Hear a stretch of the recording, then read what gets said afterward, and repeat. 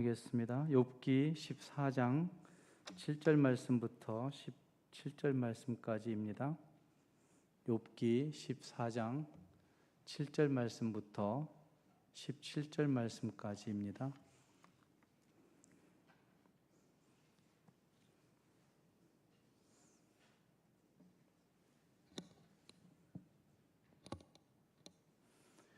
욥기 14장 7절 말씀부터 17절 말씀까지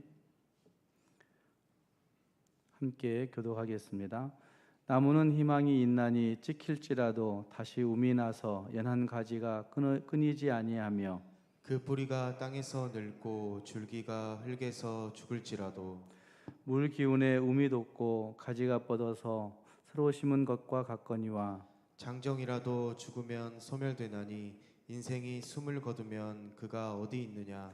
물이 바다에서 줄어들고 강물이 잦아서 마름같이 사람이 누우면 다시 일어나지 못하고 하늘이 없어지기까지 눈을 뜨지 못하며 잠을 깨지 못하느니라.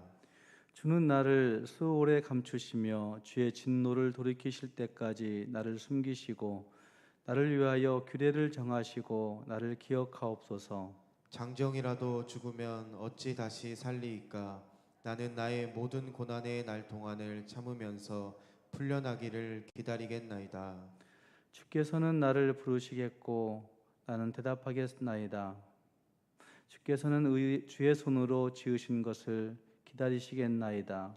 그러하온데 이제 주께서 나의 걸음을 세시오니 나의 죄를 감찰하지 아니하시나이까. 함께 있습니다. 주는 내 허물을 주머니에 봉하시고 내 죄악을 싸매시나이다. 아멘. 우리가 지금 3일째 인생이 누구일까? 인생이 무엇일까? 그리고 인생이 누구로 말미암아 진짜 의미 있는 삶을 살 수 있을까 하는 생각들을 계속해서 하고 있는 것 같습니다. 우리 열심으로 우리의 진심으로 사는 것이 아니라 주의 진리로 나아갈 때, 진리 앞에 설 때만이 인생이 믿음 가진 인생들이 제대로 된 의미를 가지고 사는 것이고, 또 생각해 보시면 주의 손에 붙들릴 때 주님 앞에 나를 구해달라고 살려달라고 외치며 주의 손에 붙들릴 때 우리는 참된 인생의 가치를 가지고 살아갈 수가 있을 겁니다.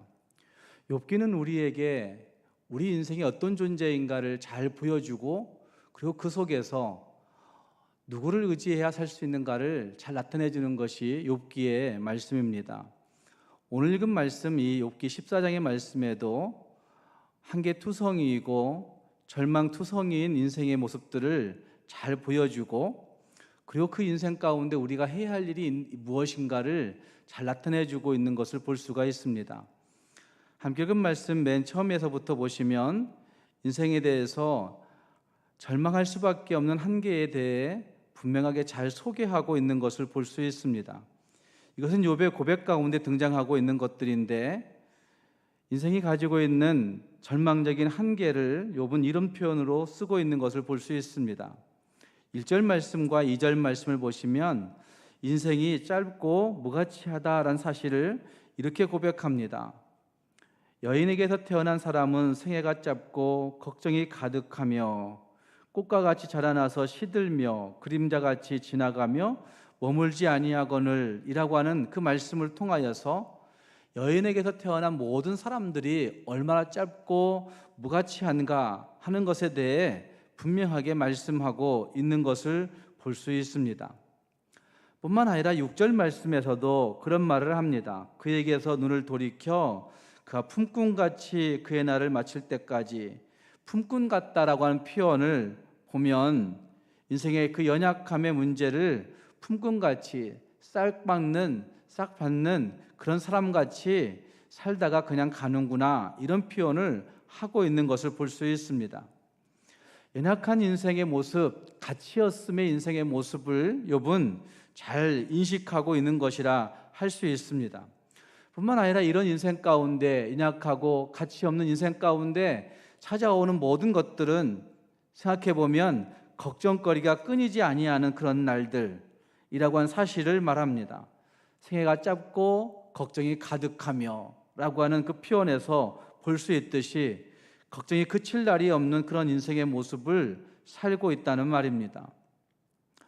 욥이 왜 이렇게 되었을까라는 생각을 해봅니다. 욥은 동방의 가장 큰 부자였고, 그리고 의로운 자라 인정받았고, 많은 사람들에게 도덕적인 그 윤리를 인정받던 그런 사람이었음에도 불구하고 그가 큰 고난에 처하게 될 때, 고난의 한계에 갇히게 될 때 그는 자신의 인생이 이만큼 가치 없구나, 연약하구나 라고 고백하면서 걱정이 끊일 날이 없는 인생의 모습을 고백하고 있는 것이죠. 이건 고난 중에 있을 때 인생이 얼마나 부정적인 경향을 가지고 살아갈 수 있는가, 고난 중에 있는 인생이 얼마나 어두운 시각을 가지고 살게 되는가 하는 사실을 잘 보여주고 있는 것이라 할 수 있습니다. 다시 말해, 고난이라고 하는 필터를 통해서 자기 자신을 보면, 고난이라고 하는 필터를 통해 인생을 보면 한없이 연약하고 한없이 가치 없고 한없이 걱정거리밖에 없는 그런 인생이라고, 헛되다고 보게 된다는 말입니다. 우리는 어떻게 인생을 보고 있는지 생각해 볼 수 있기를 바랍니다. 내 자신을 어떻게 보고 있는지, 우리 자녀들을 어떻게 보고 있는지, 우리의 인생을 어떻게 인식하고 있는가 생각해 보아야 된다는 말입니다. 또 한 가지 고난 중에 있는 부정적인 인식, 또 한 가지는 하나님의 눈여겨보심도 굉장히 부담스럽다는 사실을 이야기하고 있는 것을 볼 수 있습니다. 3절 말씀에 이런 고백을 합니다.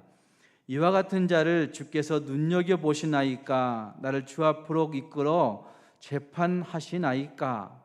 이와 같은 짧고 걱정이 가득하고 꽃같이 자라다가 그냥 시들어 없어지는 인생을 하나님은 뭐 때문에 눈여겨보십니까? 라고 그런 고백을 합니다. 다른 번역 성경에서 이런 번역을 합니다. 3절을 주님께서는 이렇게 미미한 것을 눈여겨 살피시겠다는 겁니까? 더욱이 저와 같은 것을 심판대로 데리고 가셔서 심판하시겠다는 겁니까? 이렇게 고백하고 있는 걸 볼 수 있습니다. 하나님, 나같이 연약한 자를, 나같이 가치 없는 자를 하나님이 왜 눈여겨 살펴보시겠다는 것이죠? 그런 말이죠. 더더욱 나 같은 자를 하나님이 심판대에 세워서 도대체 뭐 하시려고 심판대에 세우려 하십니까? 이렇게 이야기하고 있다는 말입니다. 하나님이 인생을 눈여겨보심 자체가 부담스럽고, 하나님이 인생을 심판대에 세우신다는 것 자체가 굉장히 부담스러운 그런 인생의 모습을 가지고 있는 것이죠. 하나님은 우리 인생들에게 과도한 관심을 가지시고 살피시고 이끄시고 인도하시는 하나님이심에 틀림이 없습니다. 그러나 하나님은 우리를 그렇게 살피시고 우리를 눈여겨보시고 우리를 인도하시고 이끄시는 것, 거기까지시지 우리의 죄를 낱낱이 헤아려서 저놈이 뭐하나 라고 생각하며 저놈 심판대에 세워야지, 이런 마음 가지고 우리를 바로 돌아보시는 하나님은 아니실 것입니다. 어쩌면 하찮은 인생이 하나님 앞에 얼마나 쓸모가 있다고 하나님이 우리를 매일매일 우리의 죄를 다 낱낱이 따져보시고 그것들을 다 심판대에 세우려고 우리를 보시겠습니까? 저는 그렇지 않다고 생각합니다. 그러나 욥은 하나님이 자기를 살펴보심이 마치 나를 심판대에 세우려고만 하시는 하나님으로 보이면서 하나님의 눈여겨보심이 굉장히 부담스럽다고 하나님 앞에 고백하고 있는 것을 볼 수 있다는 말입니다.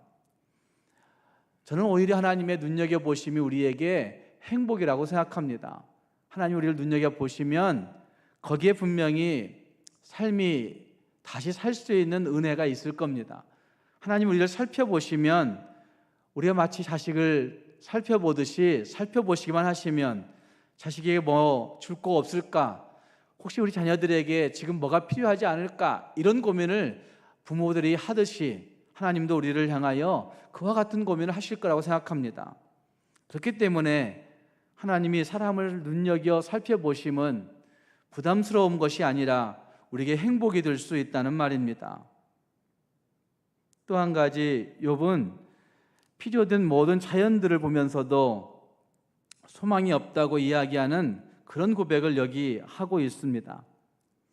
7절 말씀에 그는 이런 얘기를 합니다.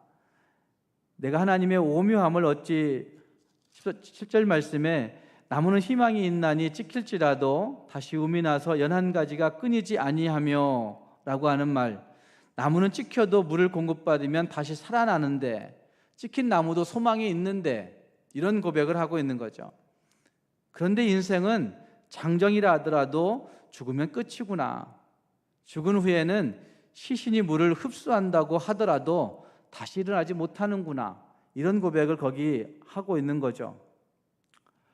뿐만 아니라 그 후에 나오는 모든 고백들을 가만히 읽어보면 물이 바다에서 줄어들고 강물이 잦아서 마름같이 사람이 누우면 다시 일어나지 못하고 하늘이 없어지기까지 눈을 뜨지 못하며 잠을 깨지 못하는구나.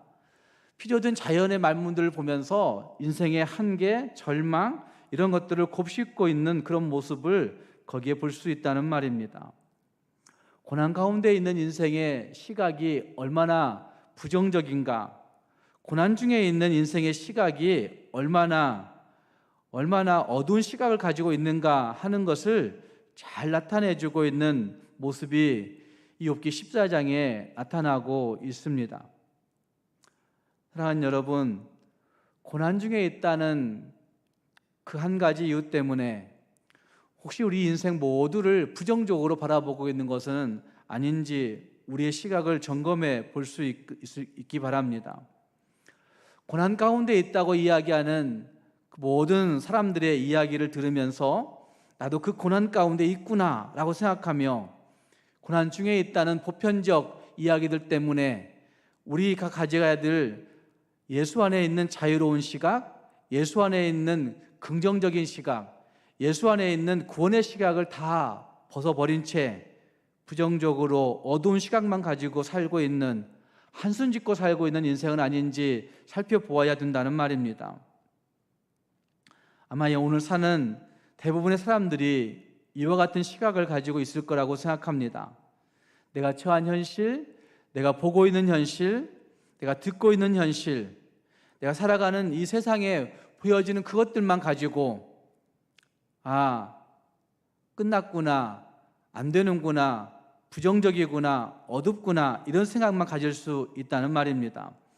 우리 모두가 절망할 수밖에 없는 고난의 일들이 우리 앞에 놓여져 있지만 그럼에도 불구하고 하나님의 일하심을 볼 수 있는, 하나님의 일하심을 느낄 수 있는 영안이 밝아 있는 성도들이 될 수 있기를 주님의 이름으로 축복합니다.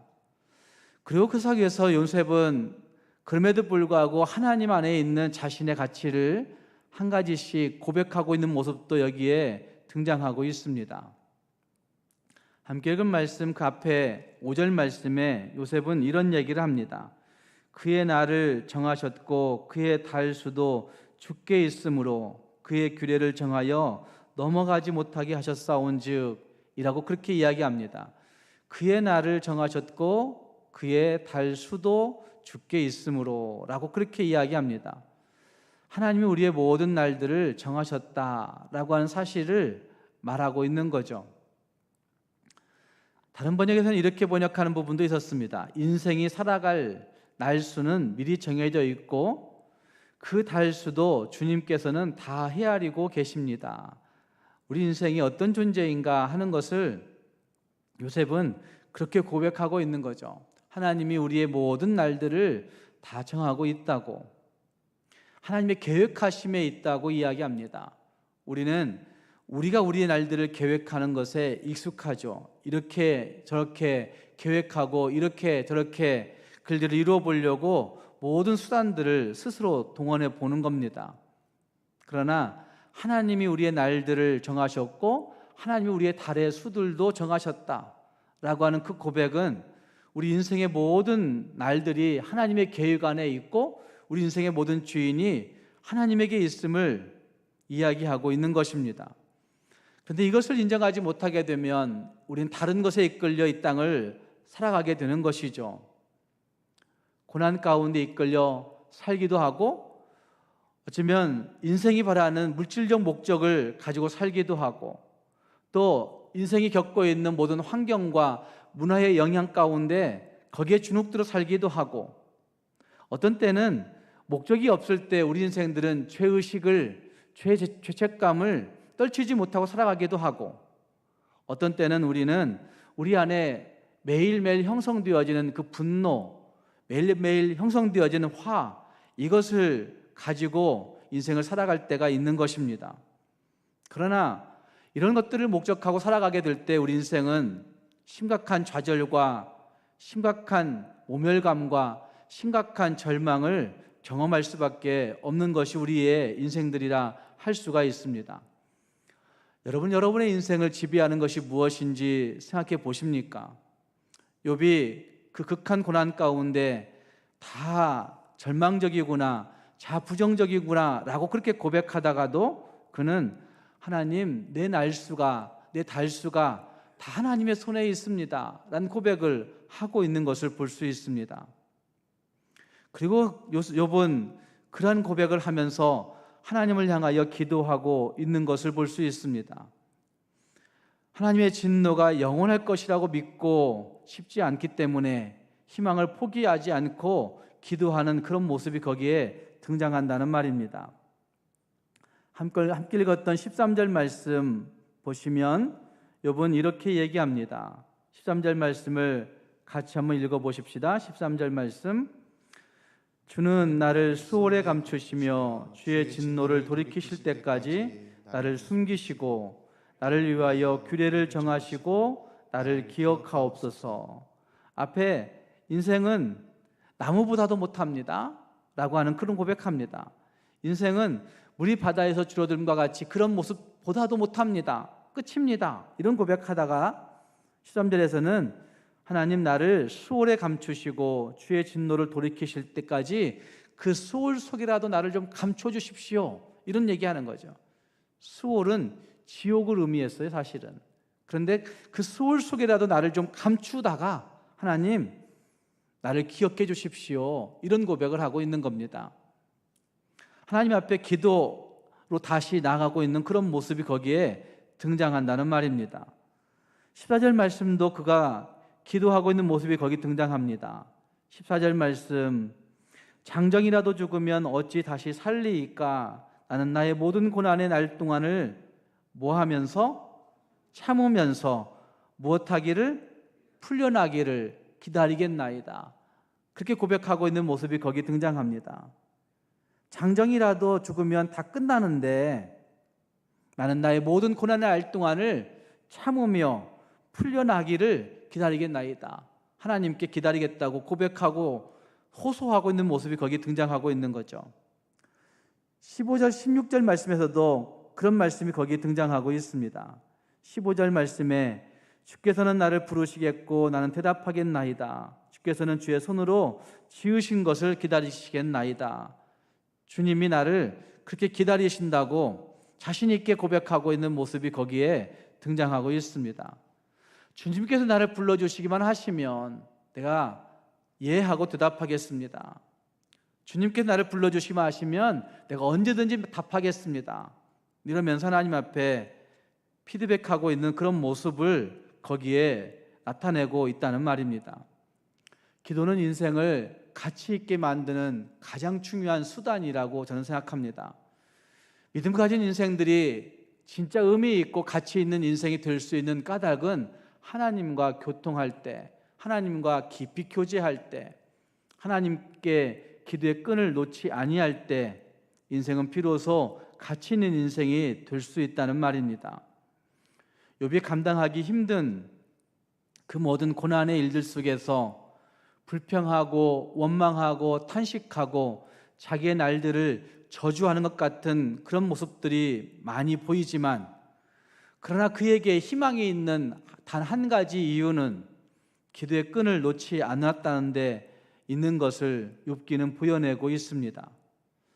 뿐만 아니라 그가 기도하고 있는 것은 비록 그의 몸과 상황은 고난 가운데 있을지라도 그의 마음은 기도를 통해 하나님을 붙들고 있구나, 하나님을 만나고 있구나, 그 기도를 통해 하나님을 보고 있구나라는 사실들을 우리에게 나타내 주고 있다는 말입니다. 17절 말씀을 보시면 이런 말을 하고 있습니다. 17절 말씀을 같이 읽겠습니다. 17절, 주는 내 허물을 주머니에 봉하시고 내 죄악을 싸매시나이다. 주님이 나를 버리신 것 같다고 그렇게 고백하던 그 욥이 주님께서 내 허물을 주머니에 봉하시고, 주님께서는 내 허물을 자루에 넣어 봉해버리시고 내 잘못을 덮어주시는 분이십니다 라고 그렇게 죄 사함의 은총을 노래하고 있는 것을 볼 수가 있습니다. 기도할 때에 사죄의 은총을 힘입을 수 있습니다. 기도할 때에 하나님 주시는 그 은총 가지고 다시 설 수 있는 힘이 생겨나게 된다는 말입니다. 사랑하는 여러분, 모든 고난, 모든 어려움, 모든 절망 가운데서 주님 앞에 설 때만이 인생이 참된 가치가 있다는 사실들을 다시 기억하면서 주님 앞에 내 인생을 담대하게 세우고 주님 앞에 가지고 나아가 기도하고 하나님을 의지할 수 있는 우리 모두가 될 수 있기를 주님의 이름으로 축복합니다. 그리고 우리 모든 인생들이 주님으로 인하여 더 존귀하고 더 위대하고 더 힘이 있을 수 있구나라고 확신하면서 진짜 주님과 더불어 존귀한 인생으로, 주님과 더불어 위대한 인생으로 잘 살아낼 수 있는 저와 여러분이 될 수 있기를 주님의 이름으로 축복합니다. 함께 기도하겠습니다. 말씀을 생각하시면서 같이 기도하기를 바랍니다. 고난 가운데 그것만 곱씹다 보면 절망할 수밖에 없는 인간의 한계를 자꾸만 들춰내게 되어 있습니다. 욥이 그랬던 것처럼 하나님 인생이 짧고 무가치하고 헛됩니다. 걱정이 그칠 날이 없습니다 라고 하는 그런 한숨만 털어내어 놓을 때가 있다는 말입니다. 더 나아가 하나님의 눈여겨보심이 부담스럽다고, 하나님 나를 좀 쳐다보지 마시라고, 나도 좀 가만히 놔두라고 이렇게 얘기할 때도 있는 것을 보게 됩니다. 소망이 없음의 모습들이 하나님을 향하여 항변하고 하나님을 향하여 불평할 때가 참 많이 있는 겁니다. 그러나 고난 중에 있다는 그 한 가지 이유 때문에, 어려움 가운데 있다는 그 한 가지 이유 때문에 인생 모두를 부정적으로 바라본다고 한다면, 보잘것없는 인생이라고 한숨만 짓고 있다고 한다면 정말 거기에 더 큰 절망이 있는 겁니다. 그것보다는 주님 앞에 기도할 수 있구나, 주님 앞에 내 날들이 계획 가운데 있구나 확신한다면 다시 설 수가 있게 되는 것이죠. 하나님, 내 인생이 주님과 함께 진짜 가치 있는 인생으로 다시 설 수 있게 해주십시오. 기도하기를 바랍니다. 주님과 함께 기도하는 인생으로 다시 올라갈 수 있는 인생이 되게 달라고 기도하기를 바랍니다.